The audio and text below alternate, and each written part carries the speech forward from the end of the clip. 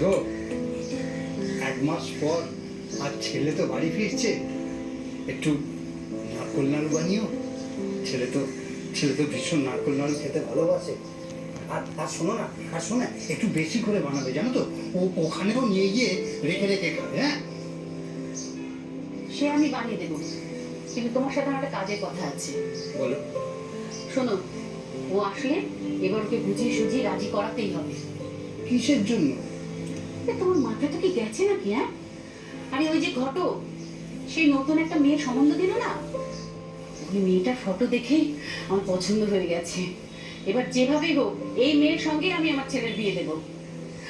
কি গা ভরা রোগ! দেরি হয়েছে তাতে ক্ষতি কি? দেরি হয়েছে তো আমার কপাল দোষে। কোনোদিন তো ওকে 1 টাকা দিয়ে সাহায্যও করতে পারিনি।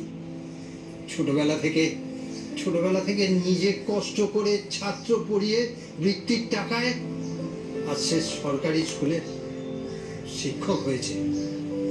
আর এই করতে করতেই 30টা বছর পেরিয়ে গেল। আবার পুরনো কথা নিয়ে পড়লে? হ্যাঁ, এখন তো তোমার ছেলে ভালো রোজগার করে, চাকরির জন্য ও বাইরে থাকে, কিনে কিনে খায়, কোনো সময় হাত পুড়িয়ে রান্না করেও খায়, কিন্তু ওকে যত্নাদি করার লোক নেই। এবার আসলে দরকার পড়লে আমি কেঁদে পড়বো। সেই ভালো কথা। তুমি যদি ওকে চেপে চুপে ধরো না, ও রাজি হয়ে যাবে। শোনো, আমি জেদ করব, তুমিও জেদ করবে, দুজনে মিলে যেভাবেই হোক ওকে রাজি করিয়েই ছাড়বো। ঠিক আছে।